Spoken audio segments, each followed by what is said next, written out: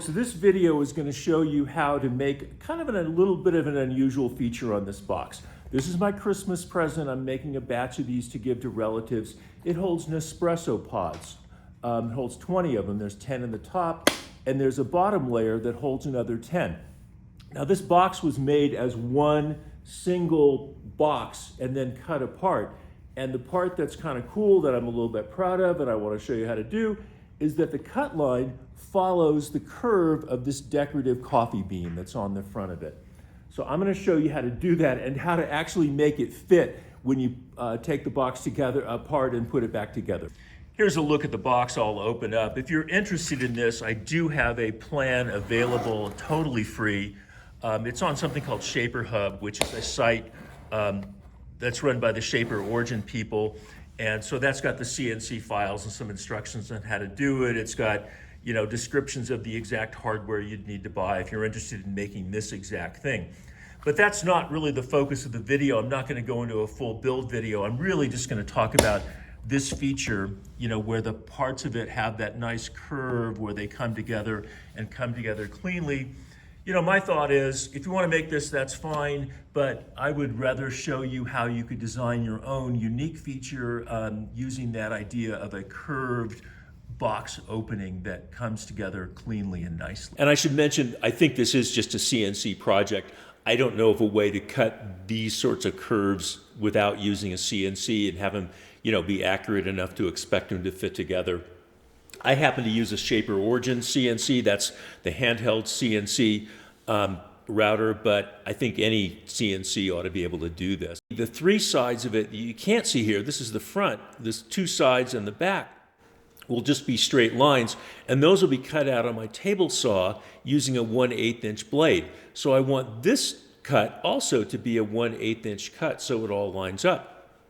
Initial thought was, we'll just do an online cut right on here, right on this center line, using a 1/8 inch bit, and it'll all work out. That isn't what happens though. So if I were to make that cut, what would happen is I would get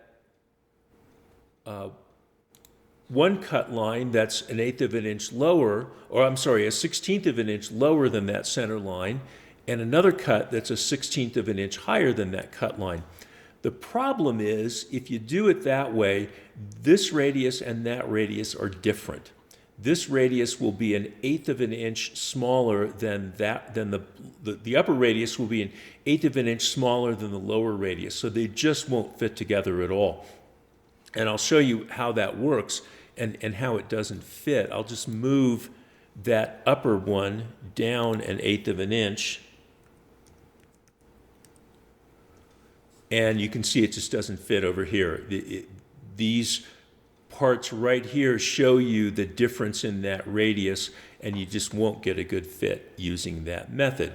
So what do you do? So instead, we need to make a new shape that we're going to cut as an inside cut using a very small router bit. So I'm going to start with my center line I've got there, and then I'm going to copy that and paste it once 1/16 of an inch above the center line, and then paste it again 1/16 of an inch below the center line. Now the straight parts, it's pretty easy to see, are 1/8 of an inch apart. Let me turn off that center line. When you look at it, you think, oh my gosh, there's no way that'll fit together. That won't be a good fit, but it'll actually be a perfect fit. So what you need to do once you have those two lines pasted, you need to make a new shape, which, you know, on Affinity Designer 2, it's pretty easy. You use something called the shape shifter and just click in there and it'll create a new shape for you. The new shape is going to look like that if I turn everything else off.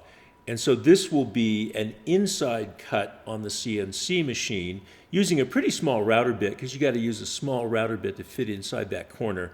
That's just a quirk with how I designed. Let me just stop and say, I wouldn't actually try to use this design. It was just meant to do something simple and illustrative. And if I really wanted to do something that looked nice, I would make this lead-in curve a lot smoother, and then you wouldn't have this super tight spacing in here. But having said that, if you even want these straight lines to be 1/8 of an inch apart, The minimum router bit, it's got to be 1/16 of an inch or smaller in order to fit in that space to make this an inside cut. And here I think it would have to be, you know, like a 1 millimeter bit or something ridiculously small to fit in there. You make those cuts, you know, this inside cut, here's what you would end up with. You'd end up with a lower box that looks like that and an upper box that looks like that. And then when you put those together, even though they look on screen on here like they wouldn't fit, they actually will, which I will show you by moving that upper box down 1/8 of an inch. So they fit perfectly. So that's how you design a curved box front to cut out with a CNC and have the two box halves fit together perfectly. I'm not doing a full build video, but here's a note. When I made the box, I assembled the whole thing, then cut out the front using the shaper origin. You can kind of see my little setup there. And then once that front was cut out on the curve, I used the table saw on the sides and the back, and those are just straight cuts. Anyways, if you like this video, realize I'm not the most professional filmmaker on YouTube. I'm probably never going to be, but hope to give you some decent information. If that interests you, I'd really welcome a subscription and a like on the video. Thanks very much. Bye.